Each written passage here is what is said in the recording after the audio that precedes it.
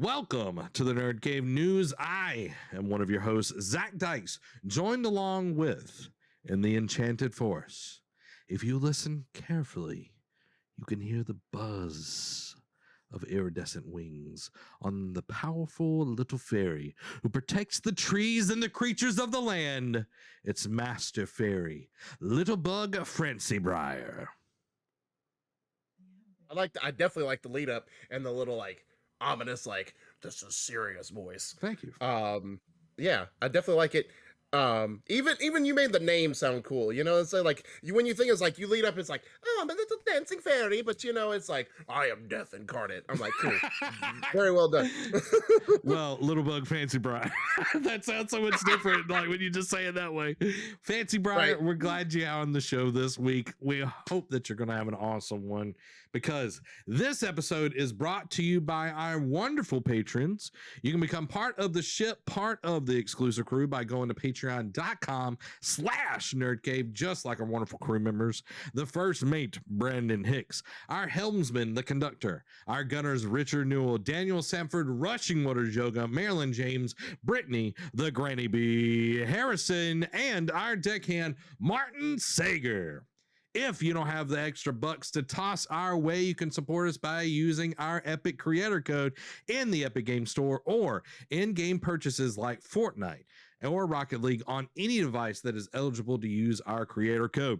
Use NERDCAVE, all capitalized, at checkout to support us with every purchase on the Epic Game Store. This is the Nerd Cave News, where each and every week where we run you through all the video game news that you need to know. You can watch us live over on twitch.tv/NerdCave Network on Thursdays around 9 p.m. Central Time, or you can watch the show later on youtube.com/NerdCave Network. Make sure to hit the follow and subscribe button so you don't miss out on anything, and like it so more people will see the video. Now, Fancy Briar, we've got a new game because it is February and we have our game club. The February game club for this month is Sifu, not seafood, Sifu. Yeah. I'm excited about this one, man. Oh, I know. Comes out next week, literally a couple days from now. And it's actually funny that we picked this because I literally texted you this morning. We're discussing, the show and everything. And I'm just like, hey, by the way, I bought the Seafood Deluxe Edition. And you're like, you awesome man you are. I was like, you beautiful man. You beautiful, beautiful man. I was like, okay, I'm going to have to go buy this. And now I don't have to. Thanks to Game Share. I'm excited about this. Exactly. Murdoch saying, let's go. 2 days early. Yeah, 2 days early. Brandon's whoop whoop. So that is what we're going to be playing, guys, is Sifu. That'll give us some time. I'm not sure how long the game is, but it does look like it. I think you could play it pretty short. It's not as long of a game as Halo or some of the other ones. Seafood, exactly. But it'll be a good kind of palate cleansers before we get into a Horizon Forbidden West this month and everything. So I'm really, really looking forward to it. So definitely, if you want to join us for the February Game Club, we'll be jumping into Sifu. Next month, I can probably go ahead and tell you guys it's more likely going to be Forbidden West. But this one, since this is earlier in the month, instead of us having to wait till the middle of the month, we're going to do Sifu because I've been hyped on this game since it first got announced. So very, very excited about that. But that's not the only thing that we're going to talk about this episode. We've got a gaming discussion, and then we're going to dive into our Halo deep dive from our game club this past month. We're going to be talking about all the gameplay stuff, all the cool things. But first, we got something to talk about. Big. Something. And let's be honest, Halo would have been the whole episode had this not happened. But something big happened. Now, what is that? What was big enough to that we had to be like, you know what? We're doing this whole special episode for Game Club, but we got to add this. And what could we be talking about, Zacharoo? I don't know, man. NFTs? Derek, I will literally throw you off the show. I will literally throw you off the show right now. Like, don't even play. Don't even play. Don't even play. You know what we can play? What we can play and talk about is PlayStation buys Bungie for 3.6 billion with a B, as Derek would say, and acquisition talks have been happening for over 6 months. First, Yeah. So now, go ahead. No, go ahead. I was going to say this is not just a response to Activision, Xbox buying Activision a couple weeks ago. This is no, like, that was everyone's thought, is like, oh, this is their response. And it's like, no, this has been going on for 6 months. Now, we don't know how long the Activision Xbox talks have been going on. You can assume around the same length, but this has been going on for half a year now. So, and 3.6 billion, like, that's definitely the biggest acquisition Sony has spent. And let's be fair, if this was, and it's no disrespect to any of the other studios Sony has bought over the last calendar year, but this would have not been big enough to put in the news with the special episode if they bought something like a Fire Sprite or you know, like some smaller studio. We would have just made it a keynote and be like, oh, by the way, Sony bought so and so, but we wouldn't be dedicating a whole segment to it if it wasn't important. What is interesting? And this was huge. What was interesting? Yeah, we're talking about Halo, and this is the creator of Halo being bought. Right. Right. Serendipitous. So exactly. It's almost as if this was planned, some would say. So let me just go into this. If you tried explaining the gaming industry of 2022 to anyone from 2004, it wouldn't make sense. Makers of PlayStation have just made a massive acquisition by buying Bungie, the studio name for bringing Halo to the industry and putting Xbox on the map for 3.6 billion with a B. It really does feel like a crazy world, but it's hard to complain when the industry feels this exciting only 1 month into the year. In a blog post on the official Bungie website, the publisher-developer went into a bit more detail as to how the deal will work. Firstly, this does not mean that Destiny 2 will suddenly become exclusive to PlayStation.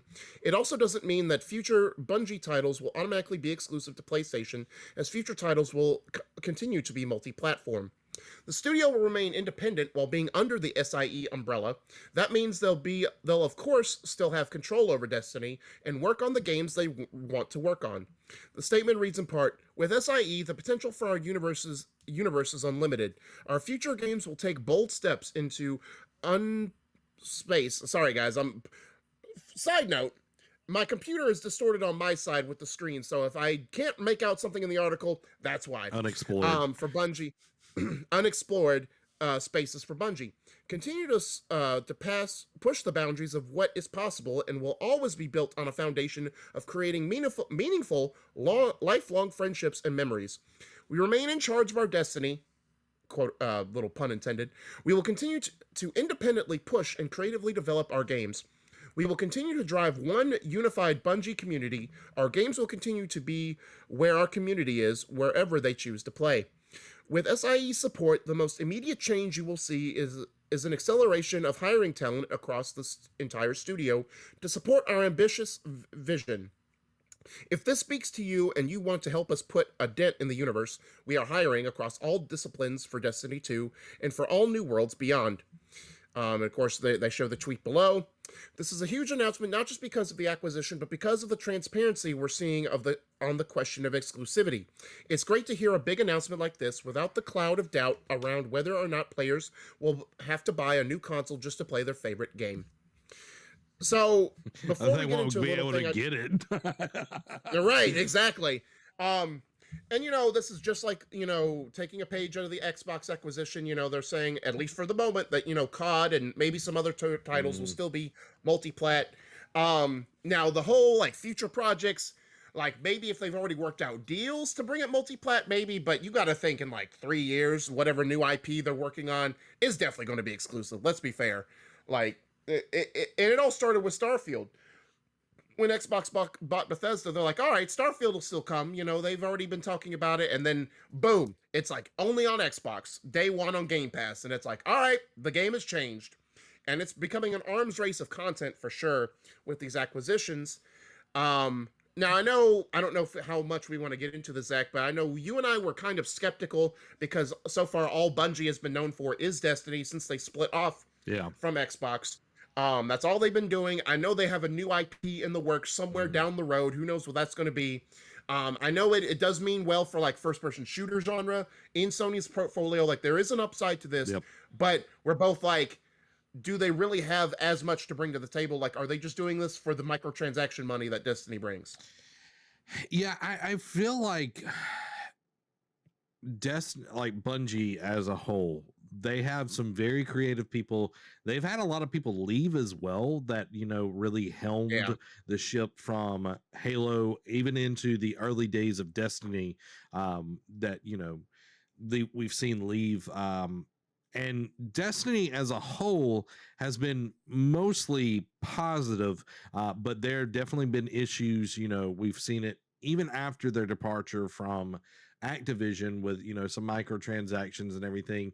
I feel like Destiny kind of lost its footing from the get-go, with the first game not really having that much of a story, just, you know, a bunch of yeah, fights, and then yeah, Destiny 2 starting out really great. The story was great, and then just at the end it just yeah, was not that great. But we've also seen Bungie go from one group to another, yeah, and that makes me question, is this a locked in thing? Will Destiny yeah, in 5 years want to get out of this from Sony and become yeah, independent again? Because it definitely seems like Bungie's getting the upside on this. They're getting an influx yeah, of cash. They're being able to yeah, hire more people, and Sony's just like, this is nice, and just smiling yeah, about it. It's like, I feel like they got kind of backed into a corner. They probably were already discussing all of this, and then the Activision deal went through, and it was like, okay, we've got to make this move.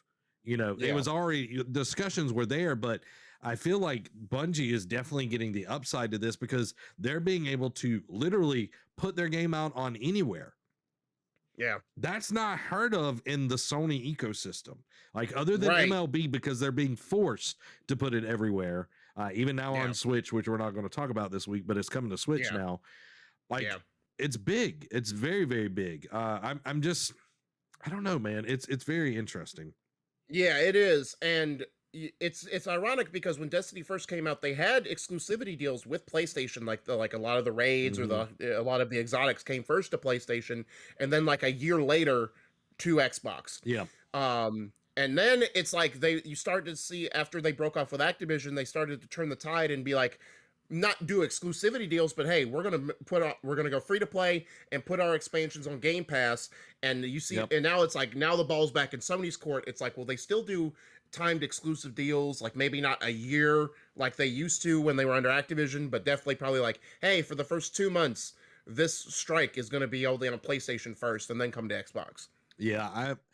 I'm wondering where that all goes, but this next story kind of Yeah, helps us move this yeah. story along. Sony's prepared to dedicate 1.2 billion from the Bungie deal towards incentives for Bungie devs to stick around.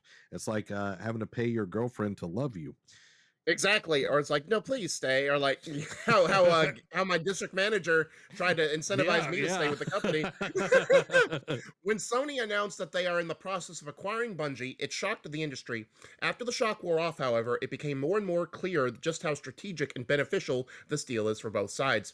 In Sony's case, they gained so much from having Bungie's expertise on live service games. Bungie gets access to Sony's resources without feeling constrained to in their creativity. It's a win-win, but Sony wants to make sure that that Bungie wants to buy in is the same one that'll be around. That the Bungie it wants to buy is the same one that'll be around when the deal closes.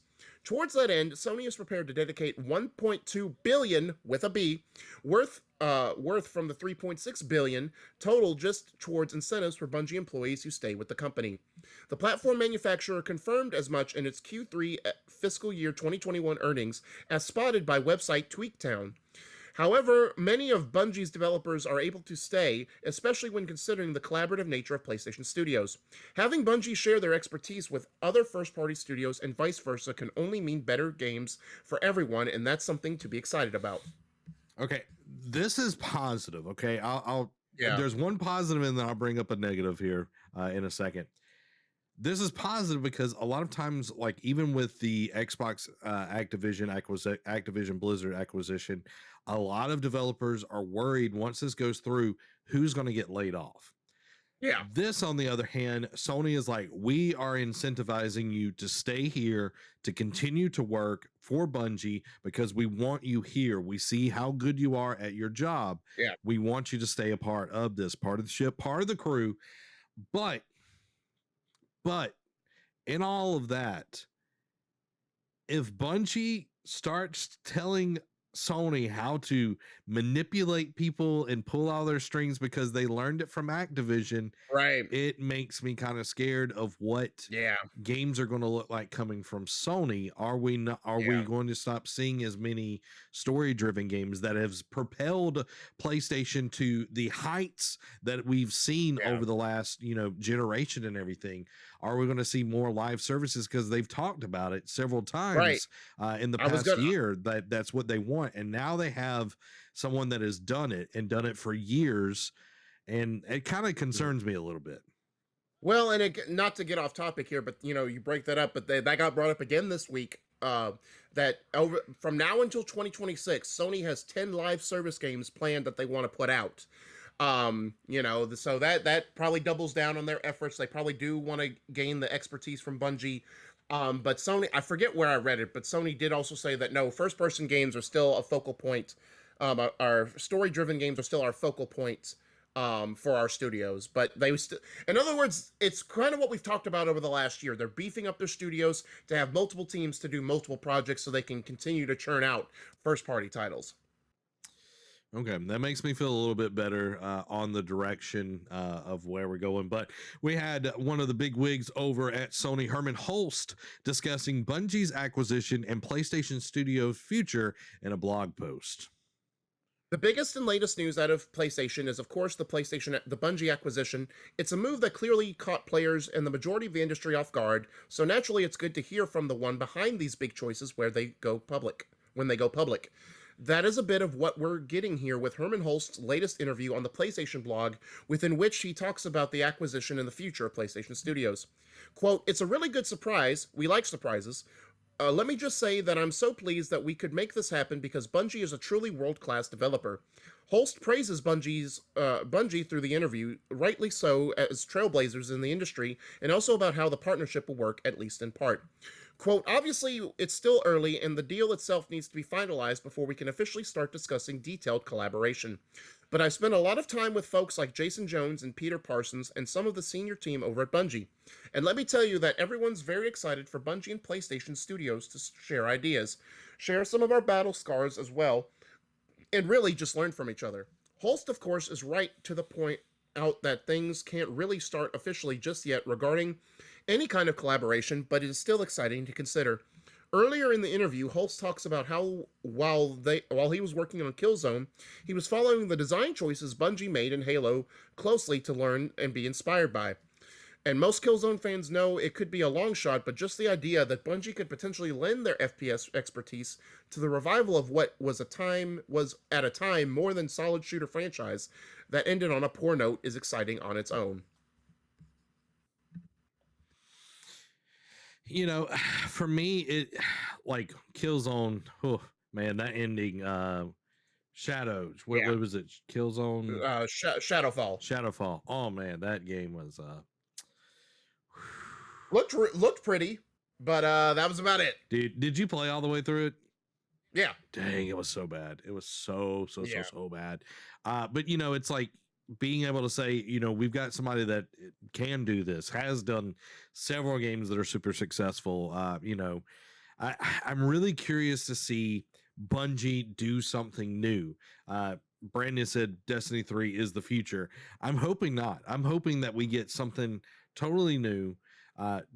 Bungie is really good about like sci-fi war. Like they're really good at making cultures and lore, and like they've always been super strong with that. Look at like even before Halo, like they had a lot of like they had an RTS game that was really good, really popular, and then you have Halo that brings in storytelling and having different types of enemies, and like they have their own backstories, and like they even believed in it so much that they had people write books about the series and everything. Like I want to see that brought in. I don't want to just see more Destiny. I want to see something new. I want, like, I feel like a lot of people have been turned off of Destiny because of all the issues with Activision.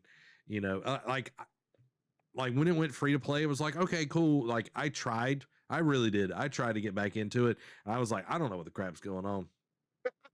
And I'm not going back to play all the expansions. I'm not going to do that. And, you know, so now it's like, where does this lead? Because, you know, me, Derek, and I know several people that watch the show, like, we are not interested in playing Destiny. So what does that mean moving forward? Did, you know, and thinking about Paris over on Kind of Funny, he talks about, like, when you buy something, you want it exclusive. Like, he talked about it with Bethesda. He talked about it with Activision. It's like, what is Sony doing with this? Like, are they trying to be like Xbox on this and, you know, be everywhere? Is that the new motto? Like, what is Jim Ryan doing? What is Jim Ryan doing? But that leads us into our next story here. Michael Patcher says Sony vastly overpaid for Bungie out of desperation. So Wedbush Morgan analyst Michael Patcher has offered his 2 cents on Sony's recent acquisition of Bungie, suggesting the format holder, quote, vastly overpaid to get its hands on the Destiny 2 developer. Speaking with Yahoo Finance, Patcher reckons Sony made the move out of desperation in wake of Microsoft's plans to acquire Activision. Quote, Sony, I think, just did a Me Too statement and said we're not going to be left behind, so we'll buy Bungie. Just to compare and contrast, EA bought Respawn about 3 or 4 years ago for $700 million with 400 developers, and those guys generate $700 million a year in revenue. Bungie does about $200 million in revenue, so I think Sony vastly overpaid. I think this was a statement that Sony's not going to let Microsoft get ahead of it, so it'll just buy something out of desperation. It's not really a deal that makes a whole lot of sense to me, he concludes.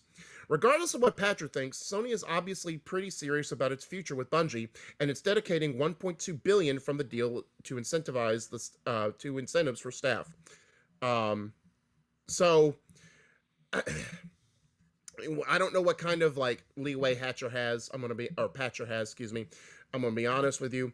I don't know what kind of dog he has in the race, but I don't want to say he's wrong, but I think, again, like we stated earlier, this was in the talks for 6 months. Now, whether he thinks that they were desperate, they wanted to make a move because they heard rumblings that Xbox was thinking about buying a huge corporation like Activision 6 months ago, that may be true. Who knows? But I think he's not wrong in the sense is like, I think he's not wrong in the fact that they vastly overpaid. Like, 3.6 billion, like, yeah, it's even less than what Microsoft bought Bethesda for. But still, that's a lot of money to throw at a company who, since leaving Microsoft, has only done one game. Yeah, and like with Bethesda, like that came along several developers. Like, it wasn't just, you know, the Bethesda company. It was everyone that was under their umbrella and everything. Bungie, on the other hand, is just one developing company. It is not like id and Arcane and all the different ones that are in there that, you know, that work with Bethesda. I would agree. I feel like they did overpay, but I think they're hedging their bets on what they can get out of Bungie, the information, the upside. It's a long-term investment. You know, I think about like Rolex. Rolex is right now, you can literally pay $10,000 for a Rolex. Okay. As soon as you buy that Rolex, guess how much it's worth, Derek? Probably about half as much. No, it's almost double the amount as soon as you buy it. Yeah, exactly. I'm not getting into the Rolex market right now, but like the upsell value is so much more, and they're not looking to sell, they're looking to grow. And the knowledge that they have, the ability that they have, like Sony has always suffered at first person shooters. The only first person shooter has been Killzone. That's been it. So now it's like, okay, we have the people that made Halo. We have the people that made Destiny. Destiny, like the gameplay is great. The gameplay is great, but now we have those people with us. Now, just make them exclusive. You know? Yeah. Well, and you got to think too, like you said, first person shooters. Also think about like what we just talked about a moment ago, live service. They want to get into the live service market, and they've been doing. Destiny has been going on for almost has been going on for 8 years almost. Yep. So they've had their foot in the live service market for a while, so that they can give that information to Sony as well to be like, all right, this is how you do a proper live service game. Because we all remember my rant about the Avengers live service and Anthem as a live service game last year. But so they could tell him like, hey, this is what you do, this is what you don't do. And I get what he's saying is like, oh, Respawn was bought for 700 million and they make that annually now. So EA has more than made their money back from the acquisition. At the same time, like you said, this is on the upside value. I think this is like the long game for Sony. It's like, look, we value at 3.6 billion. What you could bring could make you worth 3 times that amount. Yeah, and it's a journey. It is not a sprint. It is a journey, not a sprint. And we're definitely seeing a new side of Sony in this. I'm very very I don't want to say curious because I say curious all the time on this show. Optimistic. No, I'm not even optimistic. I'm just wondering what is going on in Jim Ryan's head. And that brings us to our sidebar real quick. Jim Ryan says expect more in regards to PlayStation acquisitions, and Jeff Keighley hints at more large acquisitions to come in 2022. So where do you think this goes, Derek? So obviously, they talked about, Jim Ryan saying they expect more in regards to PlayStation acquisitions. They've been talking about this since last year, right? Since they started buying up studios, the trickle-down effect, it said it started with Insomniac. That was, at their time, their biggest purchase, which I think was only like 870 million. And then they bought a bunch of smaller studios like Fire Sprite and other Blue Point. Housemark. Yeah, Blue Point and Housemark.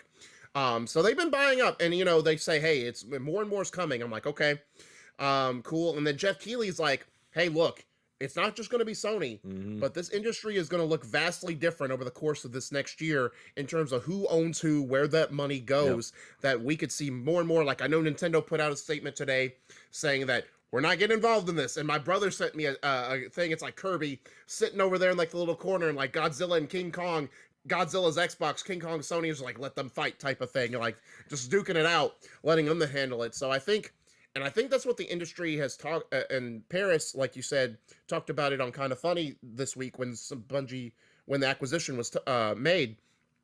This industry is becoming more of an arms race for content, and it's what I talked about last week. It's going to be about who makes stuff going forward and what you can play it on. Like, sure, exclusives are still going to be a thing, but it's going to be like Xbox is all in on Game Pass, and they want you to be part of their ecosystem. Sony, if they go through with that Project Spartacus, that's a Game Pass rival, doing all this will lead to a PlayStation ecosystem that they're going to try and get people to buy into. So I think it's becoming more of like an arms race, much like in sports. It's not so much about like in college sports, to be more precise. It's not just about what the program does, because kids nowadays don't care about what you did 10, 20 years ago. What can you do for them now? And that's why they're putting all this money into beefing up facilities, doing more with the gym, like the gymnasiums and all that kind of stuff. It's like, what can the university offer us to make me come here rather than just what football or basketball can do? So that's why you see universities bumping all this money, and that's what it's trickling now into. It's a business. Everything's a business at the end of the day, for right or for wrong. And now we're seeing more and more business decisions to entice people nowadays. Yeah, and again, it is the long game, because those athletes, like I had the opportunity to shoot a thing for ESPN for the NFL draft. Like those guys, it was about the long term of training, being at a facility that they could train for the NFL. And it's, it's like, that's their ultimate goal, is to get to the NFL so they actually can get paid what they're worth and everything. So like, that's what, these companies are looking at. And I'm going to say this right now. I think Nintendo will make moves. They're just not going to talk about it. Like Nintendo is sneaky assassin. Nintendo is never like upfront about things, like until it is after it's done. If they've made a mistake, they'll be upfront about it and they will say sorry, but they are not going to put their cards on the table. I'm calling it right now. Sega and Capcom will be bought sometime this year. By whom, I am not sure, but those two will be bought this year. Ooh, very good. And somebody will be dumb enough to buy Konami. Hey, but if depending on who it is, Could be for the better. It could be for the better because, like, you look at the series that are under Konami's like banner. Yeah. You've got the Castlevania, you've got Metal Gear, like so many Silent Hill. Like there's so many things in that. But it's like, do you want to deal with the atrocities that are are associated with that? But you also get all the pachinko machines with it, all that capital, because they're making a ton of money off of that. So that is where we're going to wrap up that part, because guys, we're going to jump into our Halo Infinite review. Guys, I am excited. This has been a long time coming for everyone that is new here, everyone that is jumping in right now. We are going to be talking about Halo Infinite. This was our game club game of January, where we went through the campaign. We've been playing since the launch of the multiplayer. We have been playing almost like it has not been every stream, but almost every stream that I've done with like community has been Halo for the last 2 months. So I'm really, really excited to get into this. This will be spoilery. We will be bringing people on to talk about this as well as we go through this. So definitely make sure, guys, if you're joining us, know what you're going to talk about. You get 2 minutes. We'll bring you into the Discord call. You'll get 2 minutes and it will just be your voice, and me and Derek will react to you. And that's don't put on your camera because you'll mess all of this up and then I'll have to yell at you. And then Kevin will cry. You don't want Kevin to cry. Don't make Kevin cry. So Derek. Because that's another lawsuit. Derek. No, that's not my name. Fairbriar Bumble. Little Bug Bumble Fancy Briar. Snatch. Yeah, Little Briar Frumple Smatch. Lord. Let's jump into Halo Infinite deep dive. We're gonna start with the campaign. Yes. Just overall. Let's do our overall, like, just quick hits. What did you think about Halo? Very well worth the year extra delay that they put into it. Obviously, you know, we've talked about it ad nauseum. Some stuff was not there, like campaign co-op, and looks like it has a little bit longer wait. But you know, in terms of just like the campaign overall, with what they've done with the storytelling, with the world building, with what they've done with the world this time around, was handled very well, and it was a fresh coat of paint. I don't want to say it spoke to lifelong Halo fans, but it gave you a reason to actually try this one out. Yeah, I 100% agree. It put faith back into 343 because I felt like they were constantly off their back foot. They were not, playing with the full deck of cards. They were constantly having to live up to Bungie's legacy, the several games that they put together, from Halo Combat Evolved to Reach. All of those games in between there were amazing. The community loved them. And from 4 and 5, like, I was not sold. I did not like the combat. It felt very unbalanced. I just didn't like it. The story was not good. But this one, when I saw, and we've talked about it several times, when I saw the multiplayer from E3 last year, I was sold. I was sold. I was like, this is going to be awesome. And I am ready for this. And I'm so stoked to be able to get into all of this. So let's get into the campaign. The villains for this one, we're no longer with the Covenant. The Covenant has been disbanded and everything. I'm excited to see the Banished be brought in. They were in Halo 2, Halo Wars 2, and they are a much different set of people. So what did you think about the Banished being the villains, Derek?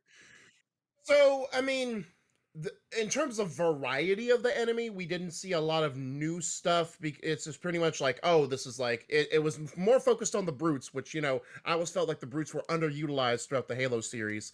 But, we still saw jackals, we still saw elites, grunts, that kind of thing. So it didn't feel like, it felt like they had a different mentality, different mindset. They had a different form of leadership. It felt like a different ideology than we see from like a typical Covenant faction.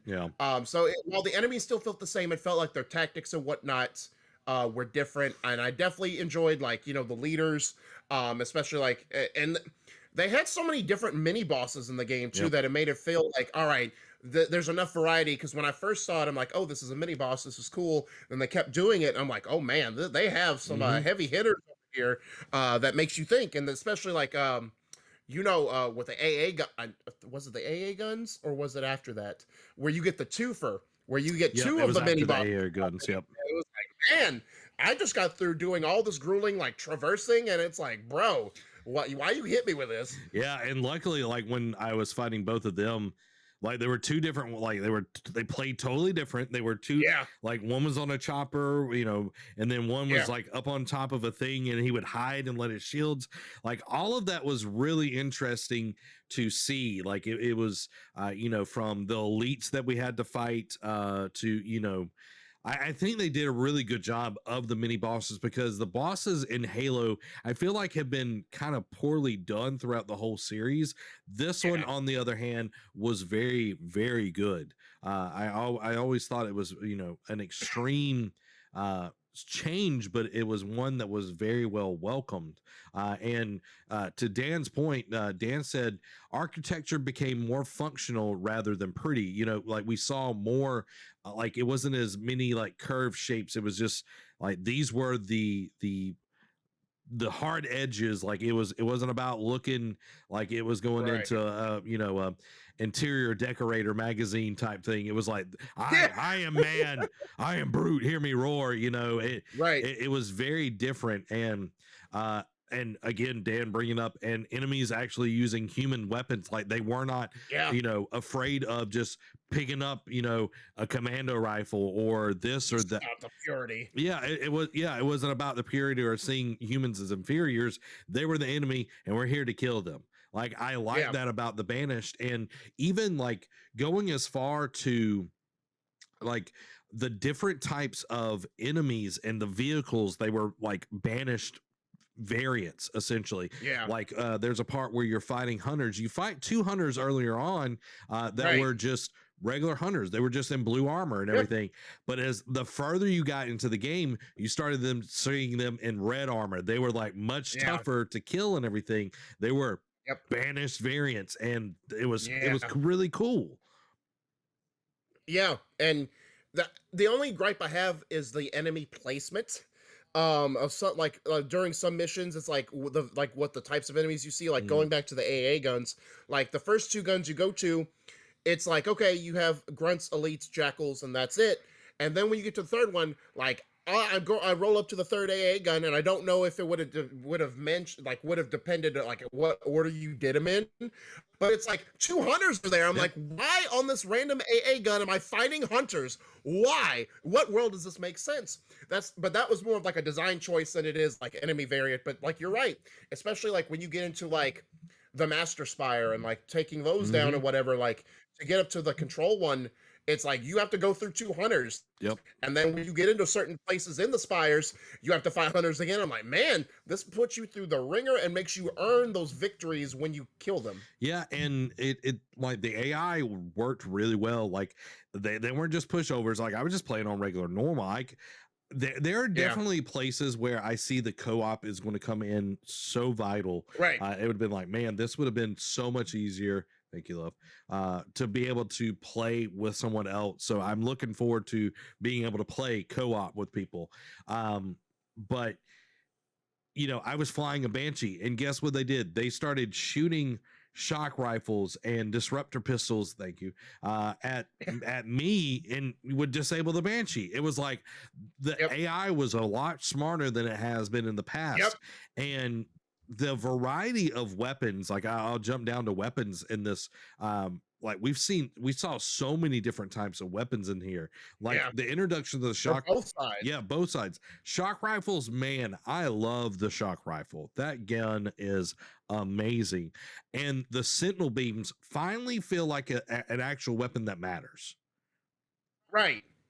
And And go ahead, go ahead. I was gonna say my favorite one was oh, what's the name? Now I forget. The piercer, the one where you Oh, literally stick like a pike in it. the skewer.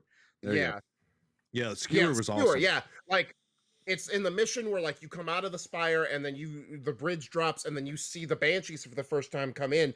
And by the way, like you said, the aggressive, it's like when you're on the ground, if you go into a territory that has a banshee flyover, it like hones in on you and like it doesn't. You would think, all right, this is the territory. If I walk out, if I go far enough out, it'll stop following me. That thing hunts you down till you're dead, bro. And it's like it's crazy.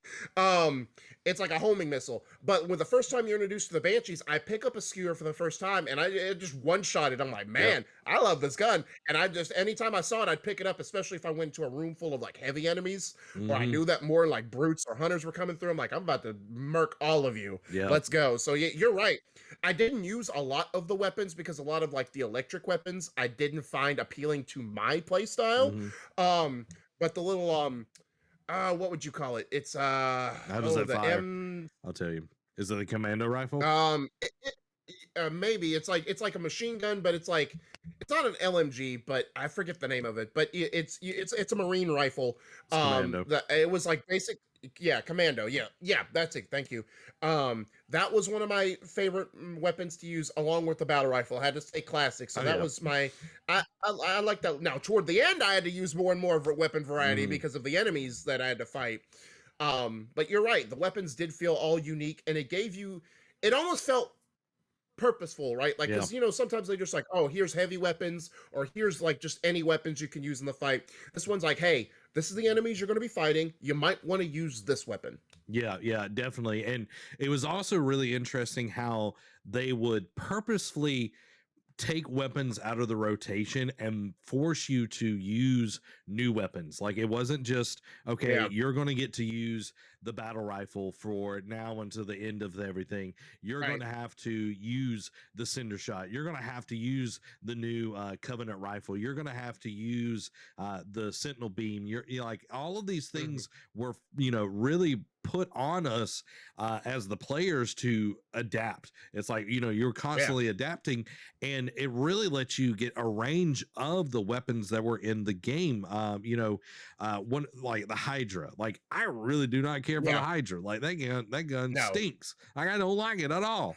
But it's like when any gun in an enemy's hands, like they will just murder you. Oh yeah. I had to play a few levels on Legendary. Oh my God. I had to fight Basses on Legendary. Oh my God. The horror of that fight. Like, I still have PTSD from it, but there were so many different, like, in this game compared to others where you could literally play the whole game with a Magnum and an assault rifle. You know what I mean? Like it was very, very different. So that brings me to the next point. Like we've talked about the Banished and everything. We do get Eshram. He's kind of the leader of the Banished at this point. And he's a very interesting character overall. Like I think he's got the black lung and all of that. Definitely a smoker's lung. Yeah, but I thought he was really well done. Like he was not just like, I'm just a bad guy. You know what I mean? Billie Eilish is not playing in the background, anything like that. But I feel well, and go ahead. I was gonna say, and like that sets up because Atriox has been like he's the leader of the Banished, and he's been teased. He was teased all throughout Halo Wars 2, and they set him up in the prologue to the start of this game. And then he's just dead, presumably. We'll get into that a little bit later. But Eshram really takes up, like he was Atriox's number 2, and he everyone looked to him and he's like, all right, you're the one leading us now. What are we gonna do? And he really embodied all that Atriox taught them, and always would refer to what Atriox's like ideology was in order to further their mission and further their cause. And he was really an interesting villain because he's like, Atriox got in your heads. Like he knew how to dismantle you before you even knew what hit you. Like he took you down. Like he took down the ship that Master Chief was in the beginning of the game. In like I forget how long, but it was like a super short time. 4 and he's minutes. Like, exactly. He's like 4 minutes, and that's all it took to dismantle a well-oiled machine that the UNSC was. As Eshram said, the greatest ship in your whole entire fleet. It took us 4 minutes with 3 cruisers to destroy it. And I'm getting, I'm jumping a little ahead in the story here, but you get to a thing where they have like the unit, like the Marine training grounds, and Eshram sets those up and is like, I'm going to make you go through this. Like, you're going to act like you're in a training ground, but we use this to take you guys down. Yeah. Like, we know all that. We know your strategies. We know your tactics. We know the weapons that you use. We're going to dismantle you from the inside. And that starts with your head. And it's like, man, like, he is something serious. And it's also like, we don't know, like, if Eshram had not long to live. That's why he kept pushing the timetable forward and basically like, you got to get him. You got to get him. You got to take him out. But when you're backed into a corner, you don't know how desperate someone can get and how far you can push, how far someone will be pushed to do what needs to be done. Yeah, and like you like they said in some point in the game that he didn't have a long time to live. So it definitely, you know, pushed things further along, and it was also like the elite that was with him, like the Blade Master and everything. He was really interesting as well. Like there were so many just unique things with this group. It wasn't, you didn't have the prophets, you didn't have all of these things. You had this system where it was like, you know, where everybody can belong, and where everybody, you know, does their fill. Like if you belong here, we're going to give you everything, but you've got to fight. And that's what you saw with all of them. They fought. And now the only thing you brought this up, sorry, to go off a little tangent, that was my only negative with the enemies, was that elite with like the dual like laser swords. He felt underutilized to me. Like we saw him mostly in cutscenes. Like they tried to, even when the game came out, they tried to I don't want to say it was borderline like a Spartan Lock thing from Halo 5, but it was sort of like they hyped him up, and then the payoff was minimal. Like the fight, like the boss fight against him was dope. Like it was very like a horror game-esque type of thing. Like the boogeyman, like which angle is he coming from? Because he could cloak himself. But after that, that was it. And it's like, okay, you built him up for one scene, and that was it. Jaga is his name, and like he was super cool. Like when I got to that part, I was like, where do I go? Because like when you hit the AI, it didn't show the little thing on the ground. Like I literally walked around there and I kept hearing like breathing and like this. I was like, someone's in here. Like someone's in here. I'm waiting for something to trigger. And I literally went around for like 5 minutes. I had a rocket. It was like Dead Space-esque. Yeah. I walked around. I didn't know I had to pick up the little puck thing at the entrance. And I was like, okay, well, I'm just going to restart this section and see, I just blew myself up and restarted it. And then I saw it on the floor, but it was like, even the AI wasn't even finding what I was supposed to do. The fight was interesting, but it's like, you just turn the sensor and you just threw that down. And it was like, okay, I just got to keep, moving. I got to just keep moving away from him and everything. But, we also were introduced to a new character in this, Echo 216. He's the Pelican pilot and everything. This guy, excuse me, this guy was at times annoying, but also, brought in, you sympathize with him because he's a regular human, but brought in some of the most interesting character development that Master Chief has gotten in a very long time. Like Master Chief actually had character development. I'll get to that here in a minute, but Echo 216, like you felt like you actually like you were him in this situation, like how you would be, like you were floating in space for months. You don't even know if you're going to, survive. And like, it's like, you just want to get back to your family. Fernando Esparza is his name. Esparza. And we see that right in the opening credits, and we saw this in like the E3 trailer a couple years ago. Like he's playing that hologram of the last time he saw his family, and he's like, and you just like feel for him at the beginning. I mean, that's why, like, even when he's being annoying, it's like, man, he's gone through a lot. He just wants to be done and out of this place. He's like, because he thought this was just going to be a quick in and out thing, and then it turned out to be a whole segment. And he's like, I didn't sign up for this. I don't want this. But at the end, like you learn, like even when he gets captured by Jaga, you're like, man, he's been there, even though he's ticked me off a lot of the times and like been made smart comments and whatnot. I still have to do it for him because he's put up with me. Yeah.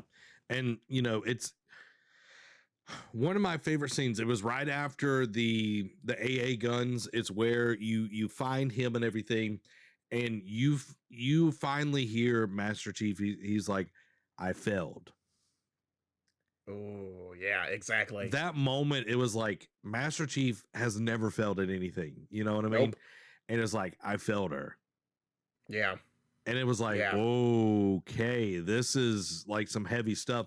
And then he's like, I'm not going to fail you. Like he put all of his chips in on, like he wants to get Echo 216 back to his family. He wants, but it's like, the mission does change, but we've got to finish the fight. Like things do continue to change. We cannot if we let the Banished have this ring and it gets, fixed, like the whole universe is dead. Like this is it, but I love that, like that 343 used Echo 216 to really like push Master Chief's, and it wasn't just the Cortana stuff, you know what I mean? Like, and moving to the next character that I hadn't played Halo 5, guys. I'm going to be honest with you. I kind of want to go back and play it now just because like a lot of the stuff that they hinted at throughout this, I was like, that's actually pretty interesting. Didn't know that was part of the story. But Weapon being a part of this story, like we also see more development with Chief on this. Like there was moments, man, like I was just like, holy crap. Like when the Harbinger like tries to get in his head and everything, and like she's doing all of this, and Master Chief is like, okay, I'm initiating the protocol to delete her. And it was like, you were going to delete me? You don't trust me? And it was like, ooh. And then when Weapon is mad at you, it's just like, oh God. Right. It's like, we've been here before, and this is not going to go. This is not going to go well. Yeah, it's like I didn't do it; he did it. It's not me. Like it was like, don't punish me. Like it was the Master Chief, not me, but Master Chief. We are one and the same, but we are not. I mean, first of all, like to jump ahead a little bit, we all knew that this, like as soon as she popped up, we're like, oh, this is a Cortana clone easily. Oh yeah. Like we knew, like at first you thought, all right, maybe this is like back what a contingency by Halsey. It's like, look, if one goes bad, I have others ready to take her place when necessary. But like you said, and like this whole time, especially like toward the middle part, like when the spires come into place, like even she like. And I like how, like, while Chief has been, like, this very stoic, like, minimal, like, he's Boba Fett at this point. You know what I'm saying? Like, very minimal speaking. Like, we don't get much character development, but they did a great job of making the cast bring Chief's humanity to the surface. And she constantly questions from the middle of it. It's like, what will it take for you to trust me? Like, why are you being so short? Why are you being so cold to me?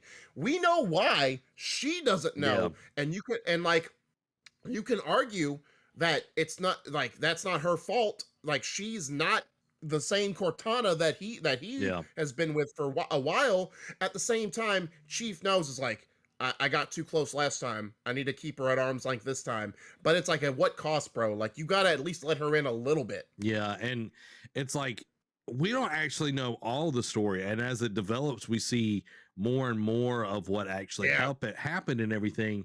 And we really find out like his whole like what it means to fail, what it meant to fail Cortana, and like how bad did he fail enough to make it weigh on his psyche? Yeah, and like seeing some of the things that Cortana did was like absolutely crazy.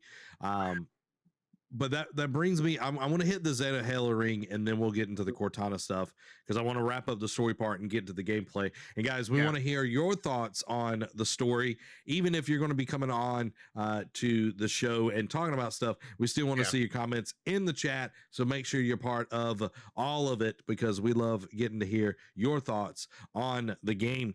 But the Zeta Halo ring is a character in and of itself, 100%. This is the first time where it felt like the ring was a person. Yeah, it was actually living. Like, like you saw water on the first one. You saw this, you saw some fauna, whatever, but this is the first time where it's like you actually like, oh, I remember going past this thing, or I remember when I was driving up the mountain with my ghost, thinking it was the Skyrim Yeah. horse. So Right. what was one of the things on the Zayla Halo ring, like exploring and everything? I know that kind of gets into gameplay, but what is Yeah. something that like really stuck out to you about the Halo ring? So even though we don't get the full like fleshed out origin of the Zeta Ring, this is the first one that actually has a protocol to repair itself and Mhm. fix itself. Like, I don't know if it was explained either in prior games or before this game and I just missed it, but we don't know what happened on Zeta Halo to like make it like fractured or whatever. Yep. And it's repairing itself. Like, we see like obviously, like you said, we see flora, we see fauna, we see like rivers and whatnot. But then there's certain parts that feel very machine like Yep. and very like out of place. Like you wouldn't see this in like a real world. Like even on other Halos, you wouldn't see this like structure, and it makes sense because it's like, oh, this part got damaged. It needs to repair itself Mhm. to be fully functioning. So like it goes back to what we said. It's like this feels like a living person, where it's like the importance is like, all right, we got to stop. Like Master Chief's whole thing is like we got to stop its reformation and it fixing itself, and we Mhm. got to shut down those protocols.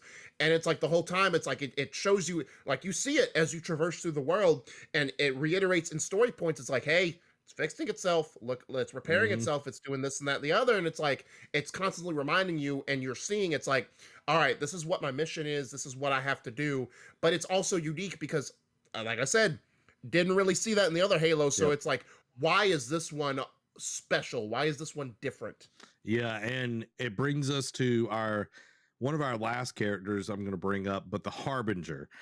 We saw Yeah. this character, about midway in the game, and I feel like overall the Harbinger is the worst part of the game. Because it feels like, hey, we introduced the Forerunners as an enemy in Halo Mhm. 4. We want to still like that. This is the last remnant of the Yeah, Forerunners that we just want to stick in your craw, just to let you know that, hey, this is our thing. This is 343 Industries thing for Halo.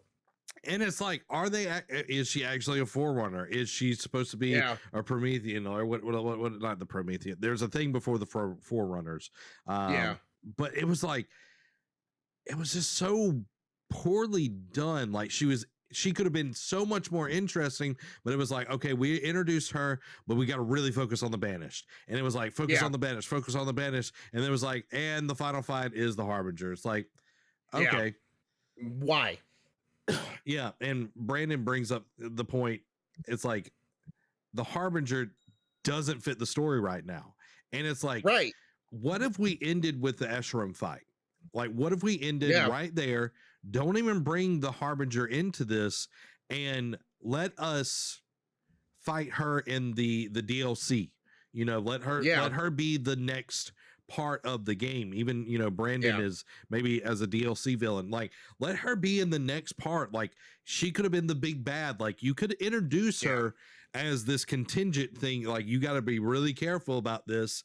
But Like the boogeyman, like the next, like, all right, what you up to? yeah, but no, we're gonna just shove it all in and just blah, blah, Yeah. blah, blah. And it was like, Yeah. that's what it felt like. It was like, okay, we got like I'm on spoilers right here, guys.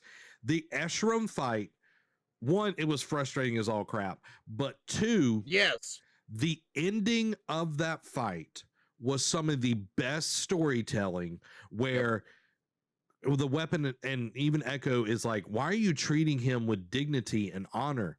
And Master Yeah. Chief said, he's just a soldier at the end Yep. of his life, and he's questioning, did he do the right thing and did he do enough?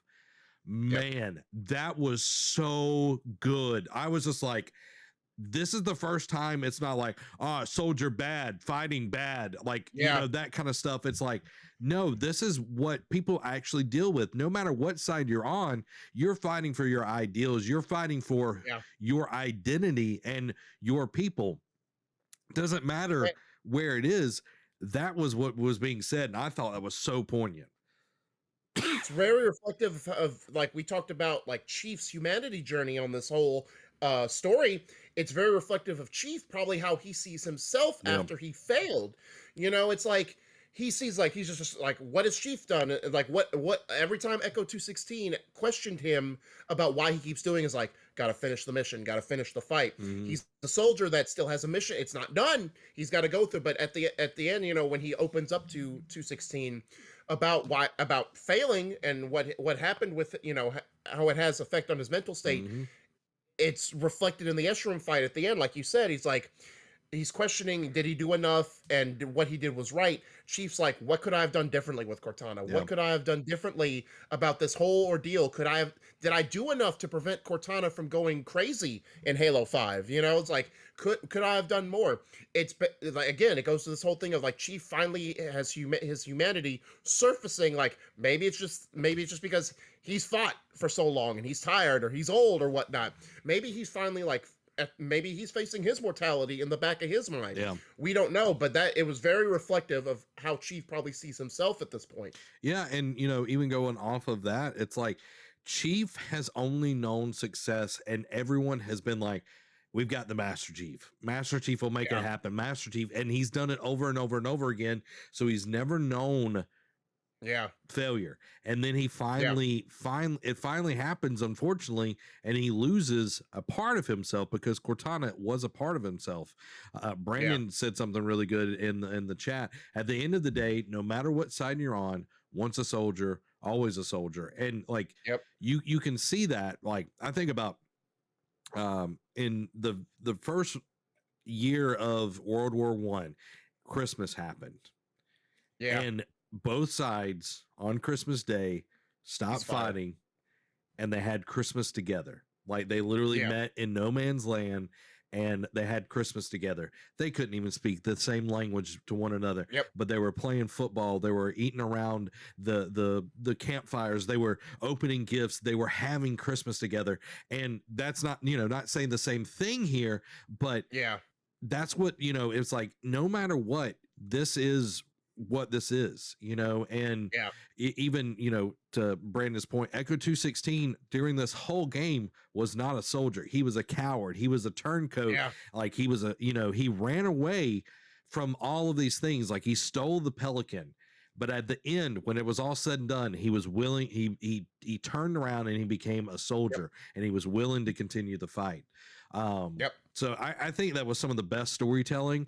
And, you know, the Harbinger fight, it was whatever, but the stuff that I want to hit before we get into the gameplay, we're fixing to get in there, guys. Cortana. Yes. Oh my gosh.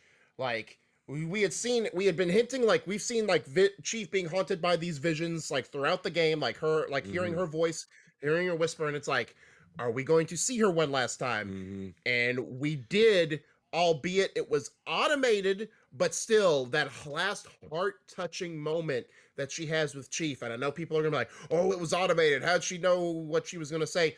This I'm gonna call her a woman. I know she's an AI, but this woman has been with Chief since the beginning. Like, she has spent so much time that she probably knows him better than he knows himself at this point. She knew exactly what to say to him, and she knew exactly what to say to the fans to tug at their heartstrings. Like, I know you told me you cried after that happened. Don't be stealing my thunder. I will tell my emotional story here. Boy, I'm gonna slap you, throw you off this call. But I didn't cry, but man, it's like, wow, like, he finally got to say goodbye, or they finally got to say goodbye to each other.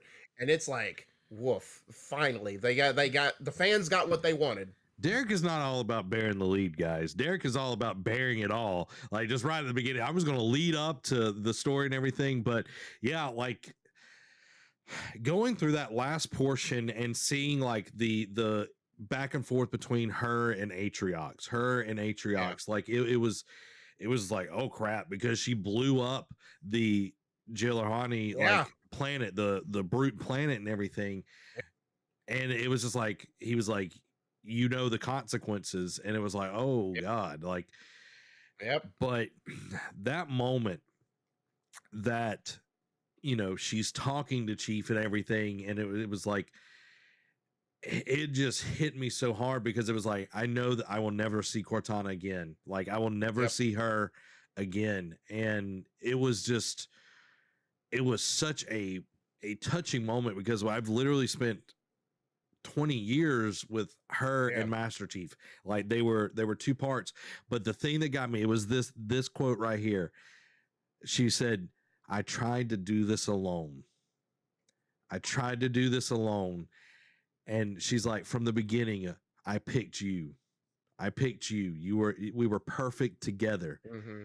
And I made mistakes because I chose to do this by myself. And I was just like, man, if that is not if that is not a statement and a half right there, like how many people have tried to do life alone when they're supposed to be with somebody that makes them whole. Like oh my gosh, it was so good. I was crying, I was bawling my eyes out. I was like, my God, this is so pretty, it's so beautiful. And then they had the gall, man. They had the gall where Echo 216 is like, oh, my name is let me pull that back up. My name is Fernando Esperanza, and he looks at weapon and says, what's yours? And she looks up, and I'm about to cry. She looks up at Master Chief, and she says, is it okay? And I was like, oh my God. Yeah. She's going to call herself Cortana. And he's, oh my God. It was so emotional. Like, I'm literally crying right now over it. Like, I love Halo. Yeah. Oh, Well, man. and this speaks to our problems that we've had with 343's taken over, because we always felt like the first two games were like they tried to do too much like Galaxy Brain and tried to prove that they are fans of the Halo series. And third time's a charm. You know, obviously there were still some issues, but they nailed the storytelling. Now, obviously, we don't want to know what if this game had come out a year ago, what shape it would have been in. Would it have still have said the same emotional impact that it had? But we can obviously say now that they nailed it with the storytelling, and it hit all the emotional chords for lifelong Halo fans. They actually took it's like, hey, instead of like trying to prove it, let's just show that we're Halo fans and let's be the fans for a moment and just take this in.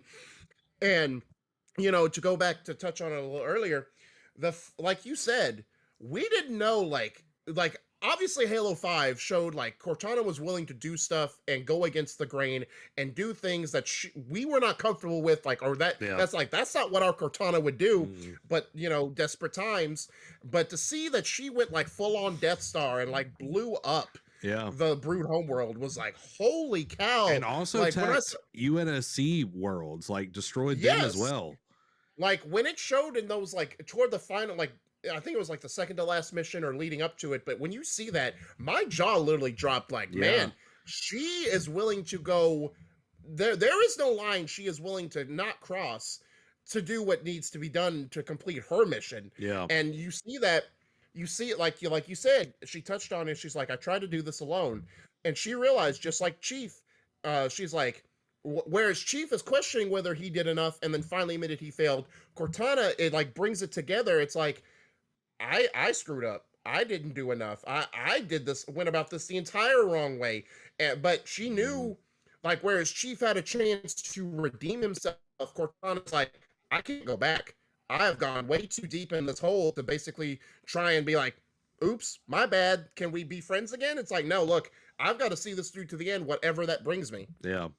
And it just goes to show, it's like the storytelling, when you make it personal, that's what matters about the storytelling. You can do as much lore building. You can look at Destiny as well on that. You can do so much lore building, but unless you're telling a good story, it doesn't really matter.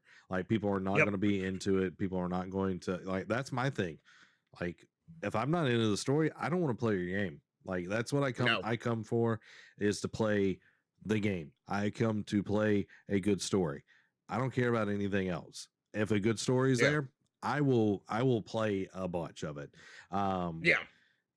Brandon says, I would have liked to see the Arbiter. I don't know how the Arbiter would have fit into this story though. Like, maybe like down the road, I would like to see. I know he was in the beginnings of Halo 5 when the Oni UNSC was like trying to manipulate the Jirahani. No, Jirahani is theirs. What is the Brute's names? Brute's names. Yeah, Jirahani is Nope, that is okay. Jirohani is those. Sengili, that's the right name of the Okay, elites. Jirohani is the brute's name. So like they gotcha. like the UNSC was trying to manipulate the two warring factions of the elites, the Sengili and everything. So Right. it blew up in their face. So I don't know what's going to come of that. Amy says, knowing the depth of the story makes me excited for the movie that they're doing. Yeah, the Yeah. series and everything. Like I'm excited because I was looking back at some stills. I was doing like an image of it for a Hmm. thumbnail, and the literally the people that are in the picture and everything are Blue Squad. Which are the Ooh. people that were with Fred, Kelly, I can't remember the rest of the names. It was the ones that he did all the stuff with. So I'm Yeah. very excited about that. So yeah. Oh, are you ready to get into some gameplay Yes, discussion? All sir. right, let's talk about gameplay. That says multiplayer. What? What? What? Ha! What? What? Which I didn't even is this no, that's community thoughts. Well, I'm gonna just turn off the loop for a second as we talk about gameplay. Derek, what are some standout things for um the gameplay that you saw without throughout the whole thing? So obviously we'll get into it more later. The world definitely spoke to me, but in terms of the gameplay, like the mobility it gives you, like, just not just Hmm. when you take over FOBs, like the ability to call in any vehicles, so because it's a big world out there. But and they introduce like the little weapon, the little power ups, like the grapple, the repulsor, the sensor, the thrust. Now, I'll be honest, I abused the crap out of the grapple. I barely used any of the other ones. I pretty much used the thrust the second most, but that was like it's like grapple and then thrust is way down here at the bottom. But the grapple I just used and what and I made sure I upgraded that first, right? Because when you upgrade it, it gives you a little like paralyzing shock to you, like to the enemy. You can grapple onto them, or if you shoot near them, it paralyzes them. And I liked the fact, that it was another added thing to gameplay where if you're like low on ammunition, like you can even like grab like explosive barrels and throw them at enemies. Like I use that, like if I knew I was going into a firefight and there's like an elite and a bunch of brutes, which are bullet sponges, I'm just like, where's the nearest explosive thing? I'm just going to throw it. I'm going to throw a couple at them to wear them down a little bit and be done with it.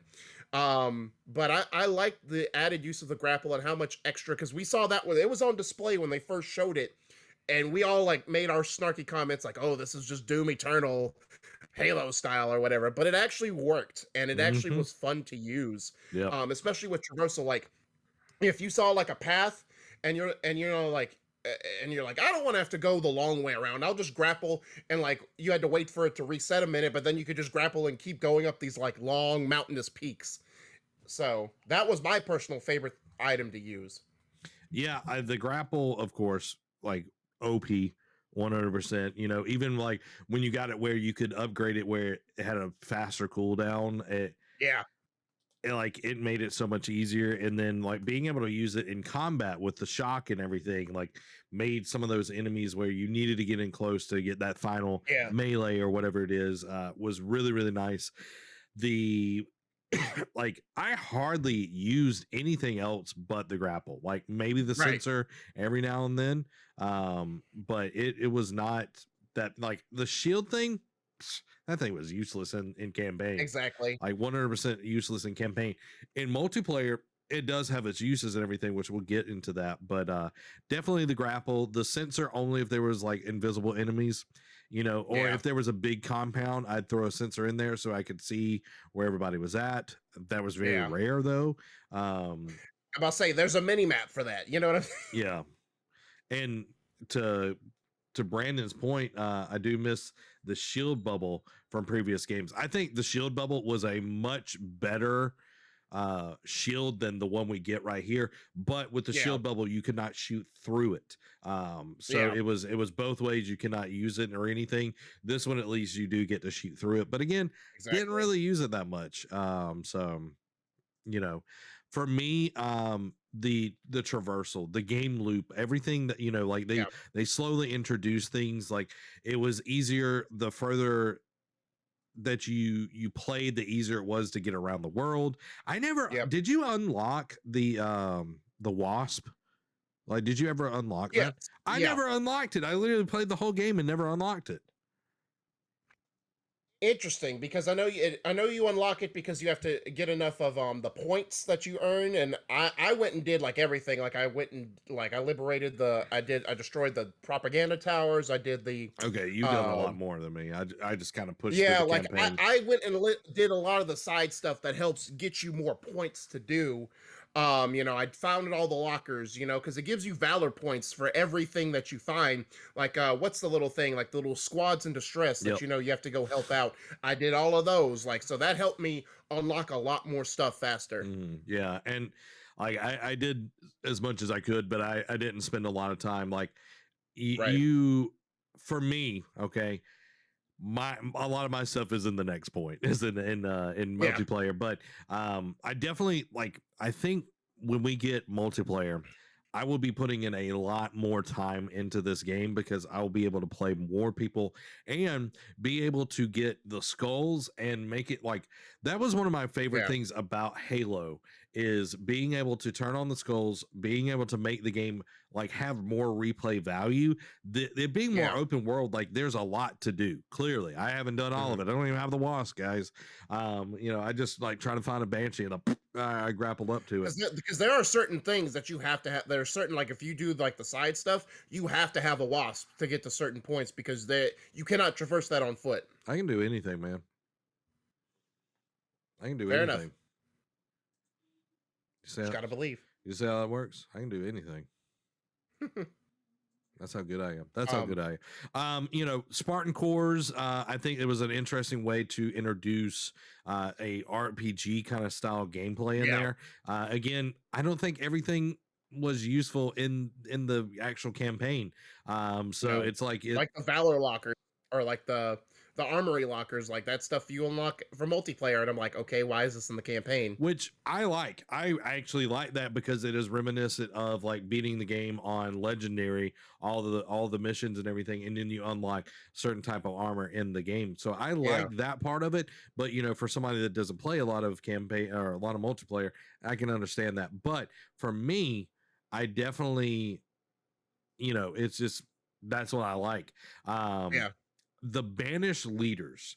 This was one of the coolest things I think they added to the game was having leaders within the world that had different types of weapons, weapon variants, and they were challenging to fight, but they were not, you know, so OP that you couldn't kill them.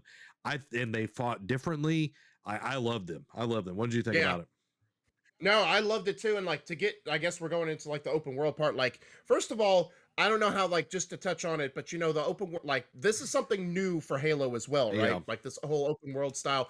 I wouldn't say it's fully open world because while you can fast travel, like you can still get there on foot in a lot of open worlds where a lot of this in the game, you had to wait till the next story sequence to hit the next section of, you know, the world. So it's not fully open world, but it's like it's definitely not hub areas either. And I thought it was a fresh coat of paint that was done for the game, and it made it feel it brought in enough newness for you.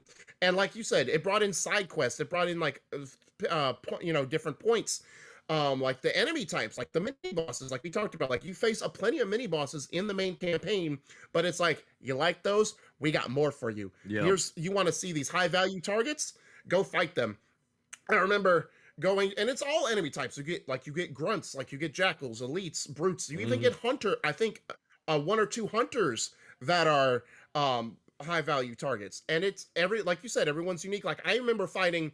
They're even sometimes in unique vehicles. Like there are some, like the grunts, like you could take out easily. The jackals you could take out super easily. But you know, the other ones, like I remember fighting an elite high value target that was in a freaking wraith. And I'm just like, how? And then like others get called down. And it's like this mid little like gulch type of thing, and I'm just getting bombarded every which way. I'm like, how am I supposed to stop this? So I just call in a scorpion, and I just go to work. That's what I'm about to say. Call in a scorpion, man. Right, right. So, but yeah, each one feels unique, and they're all scattered. Like one of my favorite stories to tell is there's this high value target that in the first area that you drop when you first drop into Zeta Halo. that's like on a higher. I didn't know the proper way, so I just grappled and like hope for the best. But there's like a little like valleyway that you have to go through, but it's on the top peninsula of the world, and it's Mhm. like all the way over there toward the end. And I go there and I drop down into like this little lake area, and right there in this random broken tree bark is a skull. And I'm like, oh, cool, found my first skull. Then I turn to the right, and that's my first encounter with the hunters, and I'm like under leveled, like don't have my stuff all the way upgraded. You I'm got like, a ah, magnum and a crap. plasma pistol. You're like, all right, let's do it. Yeah. Right. And like it was definitely not ideal loadout to fight two hunters. And I'm like, man, I screwed up badly. So I just was like, run away. And I love that. And Brandon brings up the point. They were like region bosses throughout the whole world. They were like, Yeah. you know, they were there to challenge you to give you something different. And I love that there were like different variants of the weapons. Like one had like a Yes. Ravager that shot a little bit different. It did a little bit different kind of Yeah. damage and everything. I really like that. Murdoch It was a reward for defeating them. It's like, Yeah. hey, you get their weapon. Yeah, and Murdoch said like he wanted like posters in Red Dead, like when you defeat somebody, you know, you kill one of the high value people or whatever. Yeah. Like it you know, it changes things. It makes it, you know, even more interesting. And there was Brandon said, except the one boss you did on Legendary that killed you one or two times. Well, that wasn't one of the people on the map. I hate Bassus. Like, I 100% hate Bassus. He's a butt. You know, But that's good. going on to the next one, and that kind of ties in with what we're talking about. Like you're talking about the uniqueness and the Mhm. and the fresh coat of paint. Because every time you took over an FOB, a forward operating base, it was sort of like your outposts in Far Cry, which unlocked points of interest on the map. You know, like your collectibles, like the high value targets, but it also unlocked, and it didn't have all of them because there was only a set amount. These unique outposts Yep. that you got, they were sort of like the main bases, or like the Strongholds. villain outposts, yeah, strongholds in like Far Cry type of thing. But unlike Far Cry, where it was just like, all right, kill everyone here and you own it. It was like you're talking about unique every time. It was unique every time. Like some like had similar, but then they combined them. It's like one mission. It was just like it was on the one of the outposts was on a major highway, Mhm. and it's like, yeah, you still have a bunch of enemies to fight and kill, but their objective was like lower the bridges. The outpost is yours. That's your Yep. only objective. It's not like kill 500 enemies and then the base is yours. Like another one is like take out the shield generators. The Mhm. other one was just like free the prisoners. And it was, while it was simplistic, it made it each different to where it didn't feel monotonous. Just It clear didn't the feel like you base. were exactly. Yeah. It didn't feel like rinse and repeat, just different location of the map. Yeah. Yeah, and I like that. You know, even the FOBs, like they had different enemies on each one of them. You know, sometimes you'd have a chieftain on there. You know, sometimes you would have more grunts, or you know, you'd have Yeah. the sniper jackals. Like I loved that it wasn't just okay, we're just going to put the same type of enemies on all of these FOBs. Yeah. You know, I'm saying FOBs, by the way, Yeah. just to be clear.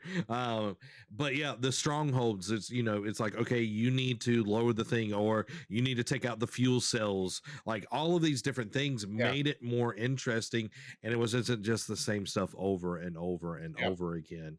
And you know, for me, I think that lends itself, or you know, helping out the squads that you needed to save and everything. Like, you know, you would be fighting so many different types of enemies around you, and Yeah. then there would be more that would be dropped. And Oh then my gosh, like the berserker brutes yeah, annoyed me to oh no my, end. I'm just like, oh great. it's like like Want some candy? I hated hearing those. Oh my god, especially on legendary. I was like the drill, that was what, like the whole Yeah. Bassus, like all of that was legendary. And Murdoch says Bassus was hard without legendary, especially without map hacking. Like having to Yeah. like figure out how to beat him was like insane. But all in all, like the gameplay, I thought they did a really good job. I feel like a lot of the power-ups were worthless unless you were forced to use them. Yeah. Like, you know, when you would get one that would be like, okay, this fight, I know I'm going to have to use this. Or, you know, Right. it's like, oh, he went invisible, guess what, I got to use the sensor. I yelled at chat a lot because they were like sensor. I'm like, what are you talking about? I'm like, he literally just shows up right in my face, and I thought they were talking about the radar, but they were talking about the sensor and everything. I was yelling at him. So that was fun. But yeah, there was a time, Dan, he's like, it was the first stronghold that you went on. He got the scorpion tank, and when one of those, he got out, a drop pod landed on a scorpion tank and blew it up. Oh man, wow, that's terrible. Yeah. Again, like this one was an interesting. The fact that regular soldiers weren't all killed, but all the Spartans besides Chief were killed, makes me question 343's decision. And I think a lot of that is because of the Blade Master. He was literally hunting the Spartans. Like that, like the regular people, like, we'll clean those up as we go, but the Spartans are the more dangerous and more more of a threat for they're the Banished's high value targets. Exactly. So I think that's where we get that from instead of other things. But let's move on into my domain, multiplayer. Oh man, multiplayer. I love the Halo Infinite multiplayer. It is some of really. I couldn't tell. You couldn't tell, but just saying I'm plat 4. Plat 2? No. Oh, okay. Boy, don't be saying I'm a plat 2. I'm a plat 4. Get it right, son. You know. So anyway, multiplayer, like from the beta on, like yes, there have been issues with the multiplayer. Murdoch's upset because he's a plat 2. He's like, hey, watch it, I'm a plat 2. I'm not saying anything bad about plat 2s or wood 3s like Derek, or gold 5s or gold 2s or silver 6s or anything like that. I'm just saying. Anyway, multiplayer is great. Derek, what are your thoughts on multiplayer as a whole? And then I can get deep in this thing. I can get all up in this thing. So I'll just talk because you played a lot more than I have. I've only played with you guys on stream like a few. It feels a lot faster to me than in typical Halo is, like, especially with the objectives. Like, obviously, there are some like the free for all. I don't, there's some modes I don't care for. Capture the flag, I'm decent at. Slayer's everyone's go to, but when they added SWAT a while back, that is my mode. Like, that feels like to me, like, now I don't want to say true Halo because that feels like I'm being, but it feels like that's my mode. Like, no shields, headshots are one and done. You get infinite ammo for the BRs, and it feels like just super competitive. Like, the matches are constantly flowing. It's quick, and it's like, all right, cool, next one, let's go. It definitely feels very fresh. Obviously the maps vary depending in size, but like, what's the little marketplace like that? That's a very nice tight map for like modes like SWAT, where it's like, all right, cool, I know exactly where I need to go. I know, like, it's easy to pinpoint where enemies are. Like, it's very well done, and I like the playlist, especially what they keep planning on for down the road. Yeah, and I'll jump into this, and then we can move into the community stuff. Derek looked frozen for a second. Okay, he's back. For me, I think this is the first time in a while that Halo has felt like Halo. Like I said, 4 and 5 did not feel like Halo. I didn't really even care for Reach's multiplayer. Halo 3 was like, Halo 2 and Halo 3 was like peak multiplayer for me personally. This, on the other hand, feels like that. There's so many different things going on. I hate oddball with a passion, but when the team figures out how to play oddball, like it's made a lot of difference. Right. And this is the first time that I've actually cared about like learning the maps. Like I literally will load up Halo, Derek, and I will practice jumps. I will practice getting around the map. I will like figure out the loadouts. Like I'll figure out like what's happening and everything. Okay, I need to be able to make this jump in one jump instead of like on Aquarius. There are these places called utility rooms, and there's a set of boxes and then a set of stairs. And you can go the long way to get up the stairs, or you can jump on the box and then jump on the stairs, and it's like it shaves off a whole second. Yeah. It's like learning these little things, these little tactics. And I'm watching like pro players play. Like I'm really enthralled by this multiplayer action, and I'm loving it because I also have our awesome community that I play with. Yeah. And there are guns that do awesome. There are guns that stink. Like some guns feel like they are absolutely poop in your hands, and then someone else has a needler and kills you in 2 seconds. Right. It's like, what is going on here? There's still issues with the multiplayer. I'm not saying that it is perfect. I'm not saying that that 343 is doing everything right, but they are at least listening. There have been issues with big team battle. I really do not like the power seed mode. There are a lot of things that they can be improved, but they are improving them and they are listening. You didn't close the door all the way, love. There are things that they're working on and trying to improve, and they're adding more game modes. I can't wait to see what new maps they bring as well to it all. So I'm in love with the multiplayer. I love the campaign, and I'm curious to see where everyone else's thoughts are. So we're going to jump into the community section of this tonight. So if you are a community member and you have played the Game Club game of this month, now is the time where we're going to jump into this.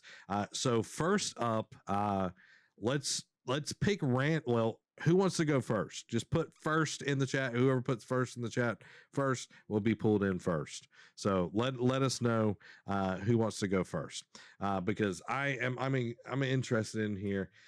Brandon says while I wait, okay, Murdoch's going to be first. Besides the desync and inconsistency in some weapons, multiplayer is okay. So I can understand that. Desync has been a big issue. All right, Murdoch, if you want to jump on in, come on in, buddy. We'll get you in here now, and we'll talk about it. So getting old Murdoch, Saint Murdoch, the first. Because if I go out of here, let's see, invite. Nope. Okay. There he is. There he is. All right, Murdoch. Yo. You here? I heard a yo. All right, Murdoch. So what is something that you want to talk about for 2 minutes? I have a list. Okay. Okay. Here we go. Before you start my timer, first time Halo player. Okay. This is my history. First time Halo player. Like, I played Halo on the original Xbox. I did not play Halo 2 until Master Chief Collection. Okay. So this is all new to me. But here are my thoughts. All right. First and foremost, high value targets, the bounty hunter missions. Absolute favorite thing about the game. Like, you can literally create subplots with the different high value targets, and it literally they could add more spots in the game going on the future as DLC. Great aspect. Absolutely love it. Murdoch, before you keep going, can you turn up your mic just a little bit? Yes. Check 1 2. All right, there we go. All right. And on the high value targets, there are backstories with each one. The weapon literally tells you the backstory of what that person did. Storytelling, absolutely fantastic. The weapons in the game, there's such a plethora of weapons that was all new to me. I had no idea what any of these weapons did till I picked them up and fired them at some people a couple times, right? You had to learn them. I love that. Can absolutely agree with the Sentinel beams. I remember the Sentinel beams from Master Chief Collection, and Microsoft, kudos, releasing the Master Chief Collection before Halo Infinite so everybody can play up and learn the story. Wonderful job, because the Sentinel beams in the previous version absolutely sucked. Yep. What we got this time, fantastic. Oh, and can I add that the ragdoll physics of them evaporating, perfect. Mm-hmm. All right. Third of all, on the weapons, the Mangler. I played probably 60% of the game with a mangler. Yep. It is hands down the best way to get through the game. Story, Cortana. I'm so glad that we have voices in our head. We hear it. Okay, there's a backstory. Okay, I haven't played 4 and 5 or Reach. Oh, okay. What? Oh, now I have to go back and play it. Yeah. Because I want to know what happened. On the story, the fact that the weapon and Chief get into a little tizzy with each other, and the whole snapping of the fingers and I love that part of the storytelling. Like, I was like, oh snap! Like, dude, she's in your head. Do not make her mad. Forgot about the snap thing. Yeah. Artificial intelligence. I think I agree with what you said. We all agree it's better. We are in modern computer gaming / console gaming technology. They are like perfecting artificial intelligence. Like we are getting actual, like, oh, okay, this player model's actually thinking. This is good. I like 20 this. seconds. Open world, fantastic. So glad that we got open world in Halo. Atriox is alive, guys. We have a new story. We have somewhere for this thing to go. Let's go. All right. Special weapons not used. All right. I played so much of the game with a rocket launcher on my back. Nothing. Never used it. All right. Final thoughts, Murdoch. You're over your time.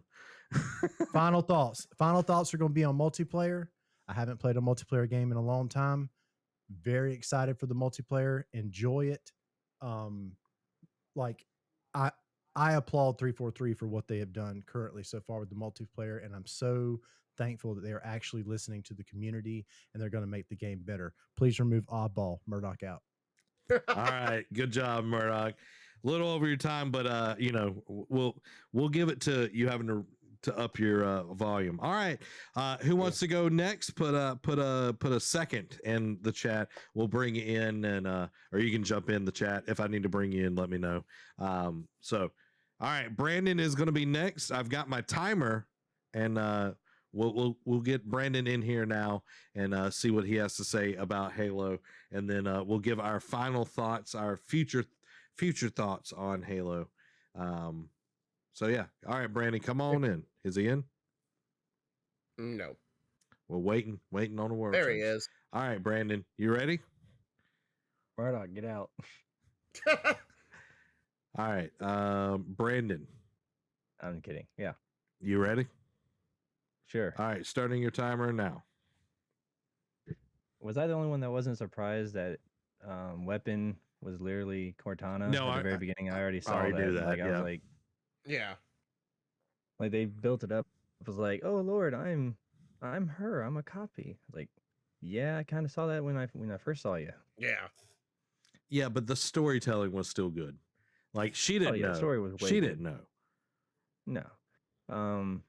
Campaign really great. I was surprised that it like a open world Halo would actually have been good, being used to playing all the other Halos the way they've always been. Linear. Yeah, linear. You just click on the mission and go. Multiplayer for me. I mean, I've never played multiplayer in Halo. I did play multiplayer in Halos before, but I never liked them. I was in there for maybe half a match and just left and just went straight to story and just played around the story again. But this one is like, I enjoy playing it, even though I rage a lot. Yeah. Oh yeah, man, you rage a lot. One thing, they can get rid of oddball and they can get rid of batteries, but they need to really work on the desync. I don't really care about big team battle, to be honest. It's just it's a game mode. We can have like more than 4 of us that want to play at the same time. Okay, we can go play some big team battle, but there needs to be more match options than just 3. And 2 of them is what everybody likes to play. 1 of them no one likes to play. Yeah. And the same thing with you, Zach. More maps. It's about time for more maps. Yeah. I'm hoping on that. But my thing with the inconsistency of weapons is that the melee lunge never doesn't work all the time. Yep. Like it works when you full sprint and then punch, but it doesn't work every time. Maybe because of the desync. I think my problem is mostly desync. When I say inconsistency weapons, it could be just the desync. Yeah. When they fix that, then we'll see. Because there's no desync issue in campaign, and I much better in fighting wise with all these hordes of aliens than I am in against other players in multiplayer because there's desync. If they can figure that out, then I'll be fine. Yep. Final thoughts, Brandon? Much better than 5, and I enjoyed 5 story. It was a little different, with Cortana being the bad villain, but I've never had a problem with any Halo campaign ever. Like I have my favorite. I love Halo 3, and then Halo Infinite brought me back to like how Halo 3 kind of was in storytelling. Because I don't know if everybody else has seen it, but because Cortana was starting to turn a little bit in 3. Oh yeah. Before 4 came back, But I would like to see, like in the DLC, Cortana before, because you see it in the cutscene, Infinity shows up and she's like, John, what are you doing? Before they attack her and everything like that. It's like, I would like to see that whole lead up until Atriox throws you off the ship. Yeah. Yeah. All right. Brandon, thank you for coming on, man. Enjoyed hearing your thoughts. Yep. I waited a little longer in the day for this. Well, we're glad you got to come on. So next, who wants to put next? Put a 3 down in the chat. Dan, if you want to jump on and talk about it, we'll welcome you. Anyone else? I just dropped the Discord in there, so if you want to pop into the Discord, accept it, and Murdoch can journey you into the chat because I'm going to elect Murdoch to do that.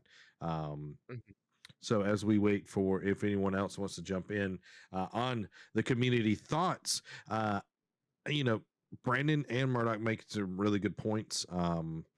Like the whole snap thing, I totally forgot about that. But the whole connection was such a good moment. Like we knew that weapon was Cortana. Like we knew from the very beginning, but the way they did it and the way it was like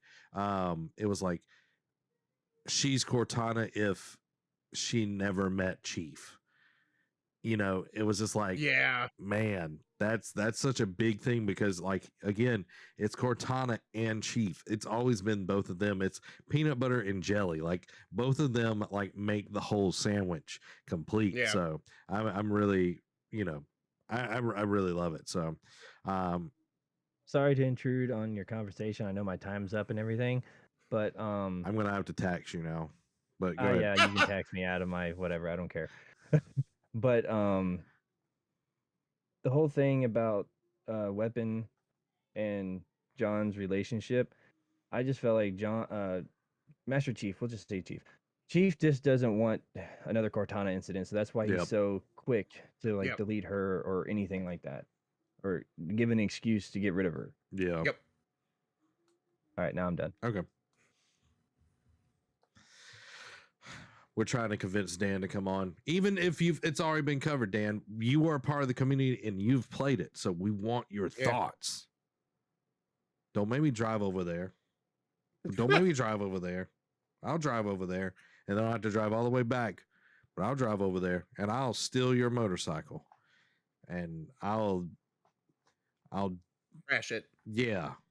I'll do that.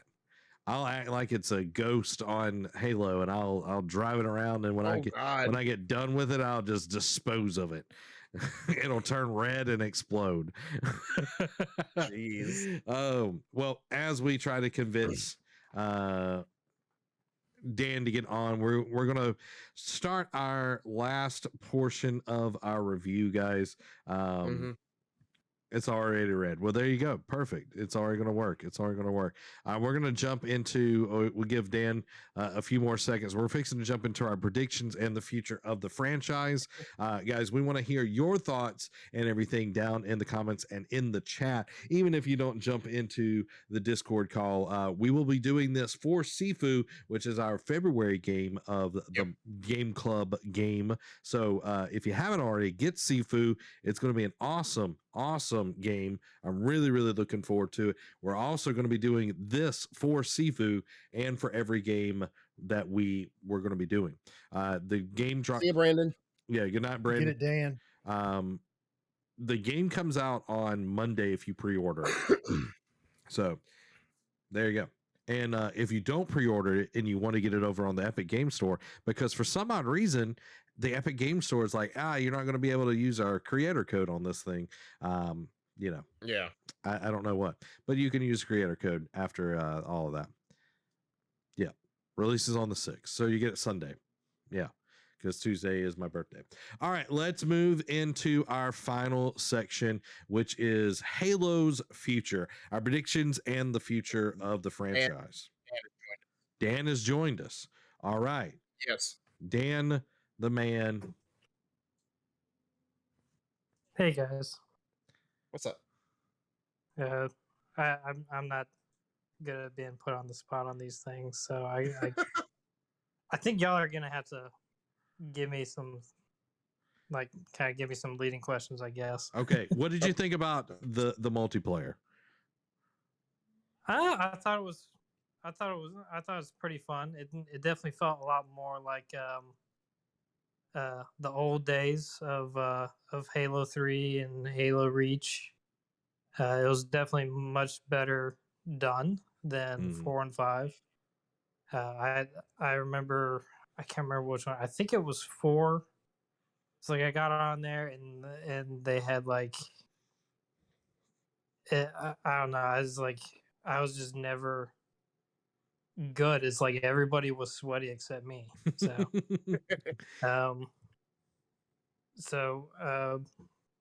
but that's how I feel. I definitely like the some of the new power ups. I love the grapple. That's definitely something new and gives you more ways to play, and definitely another avenue of taking out aerial vehicles, because before it's like you had to be very lucky to hijack a Banshee or something as they would try to splatter you or something. But with the grapple, it's like you can do that much more easily, and it kind of balances the battlefield. Yeah, 100% a bit agree. more. But the grapple is definitely my favorite. Disruptor's pretty cool too. I've been trying to do the Return to Sender, but I haven't had much luck with it yet. But the fact that you can do that kind of thing and push people off the map is kind of fun and stuff. So it's definitely got some fun things you can do with that. So. Okay. And any thoughts on the campaign? As some final thoughts?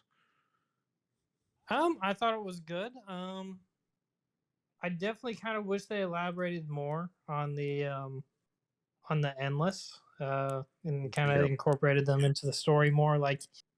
Yes, they alluded to them, but they didn't really give us a whole lot to go on, and I feel like they're not going to do a whole lot more with it unless they're doing some kind of DLC, or if they're going to do it in a later game or something. Yeah. And I really want to know how they interacted with the Forerunners, what caused the divide between them, all that stuff. But I definitely feel like we need more details on the Endless. Yeah, I 100% agree on that. All right. Awesome, Dan. Thank you for coming on, sir. man. I'm glad you did. No problem. Thanks for having me. Oh, yeah. All right. All right. I guess I'll catch y'all later. All right, buddy. You have a good night. All right. Later, bub. You too. Bye. All right. Halo's future, everybody.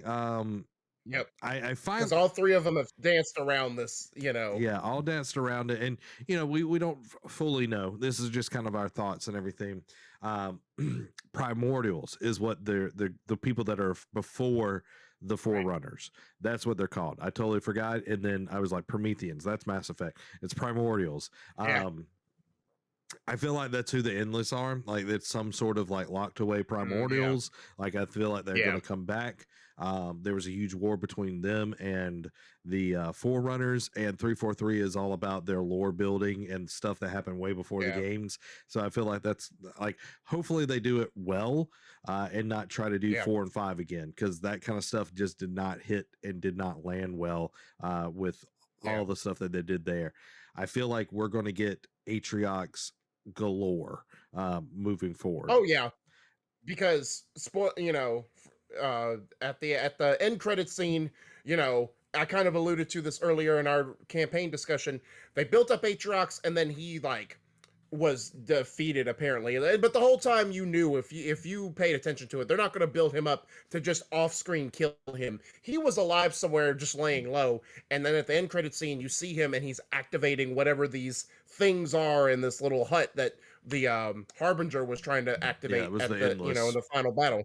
Yeah, so you got to imagine, because 343 has said, I doubt that this is like the final game we get in the series. I think they do another one, but they said for a while that they're just going to build on this. Like, we obviously know they have a lot of multiplayer stuff in the immediate future pipeline, but you got to imagine they also said they're going to add to the campaign. Yep. Now, how often we get stuff added to the campaign, and when we get it added, that's going to be the question. Do they add it? Do they say at E3? I know E3 is possibly not going to be a thing, but do they say in summer, it's like, hey, for the 1 year anniversary, we're going to add this DLC or the next phase of the Halo campaign? But I'm excited to see what they're going, because who was it? Was it Brandon or was it Dan that said? I think it was Dan that said, I agree with him, and that was my gripe with 343. For the Halo 4 and 5, was it always felt like they made this this enemy, this piece of technology or whatever in these games so important, but they never explained what they did or what their significance of it was, or why I should care. In this one, it felt like even though they were kicking this down the road, they eventually explained it, except the Endless. And with seeing the end credit scene and what 343 has talked about the grand design of Halo Infinite being, you got to expect that this is their DLC plan. It's like, all right, we gave you a tease, now we're going to pay this off in the next expansion or whatever it is. What do you think? I think, I would love to see, okay, we get one that is just Atriox. We get a story that is just Atriox. Don't put any of the, him letting the Endless out. I feel like it will kind of meld between the two, but it's I would love just a story focused on him, and not the way that they've done Eshram and the Harbinger, where it's a lot of Eshram and then the Harbinger's and then nothing. Right. Focus on one. You can have some stuff, but it's okay, Atriox is gone, and now the Endless are the big bad or whatever. I think that is going to be the way to do it. Of course, we're going to get more and more from the multiplayer side. They're really pushing the esports side of things, so we're going to see new maps. Hopefully, season 2 we'll see a lot of new and awesome things. We already got a new game mode in the last 2 weeks with attrition. So they're playing around with some BR kind of type stuff. So hopefully, we'll see some new maps, some new big team battle stuff, which it got patched today, where it now is a 12v12 and it actually works. So there's a lot of good things that are coming down the pipeline for Halo. Eventually, I think we will see something past Halo Infinite. I think they're going to let this live for 3 years at least. And kind of put forth into that. And I really think we got a good one here. So let 343 keep building on it. Hopefully they'll figure out their microtransaction side of things, not just breaking up packs to make it look like it's cheaper, but actually figuring out, hey, if we make this affordable, people will buy more, and if people buy more, that means we make more money. So instead of trying to nickel and dime stuff, I'm always going to talk about microtransactions. So I think it's very, very interesting. But yeah, I think 343 finally has found their stride in the Halo universe. Yeah, 100%. I won't go as far as Murdoch says that 343 is greater than Bungie. Yeah, I said it. I think that 343 definitely had its 1 out of their 3 games they've done. does not make them better. Like Bungie at least had 2 out of their 3 that hit. You know what I mean? Dude, they had Halo Combat Evolved, Halo 2, Halo 3, Halo ODST, and Halo Reach. They had 5 games out of the whole Halo stuff. Yeah. And you can argue at least 3 of those hit. Oh, yeah. You know 3 of those were great. So, yeah. For sure. Yeah, 100%. I mean, and to each their own, Murdoch. Like, I'm not saying, like, as a newcomer, yes, I get what you're saying, and I'm not saying like, oh, you're an idiot, but I'm just saying, like, let's not put the cart before the horse here. But just now, I will say I disagree with you on your thought about the story, Zach. I think that if this goes on for 3 years, they're gonna do this maybe a one giant chunk of DLC for the next 3 years. I think Atriox, as much as they've been setting him up, I think he's the final boss that we fight. Like, I think the Endless are like, they're imposing or whatnot, but I think we wrap that up. We get introduced to them in the first pack. Second pack, we wrap up their story, and the third one, we just take out Atriox. Yeah, I think so as well. So I'm looking forward to more content. I'm looking forward to see where all of this goes. But guys, thank you so much for tuning in. Thank you so much for joining us on our Halo deep dive with our awesome community. Join us on our February Game Club game, which is Sifu. You can get it on PlayStation and PC and all the other places, all that good stuff. But guys, we love you. This has been Zach. Little Bug Fancy Briar. Y'all have a blessed week. We'll talk to y'all later. Bye.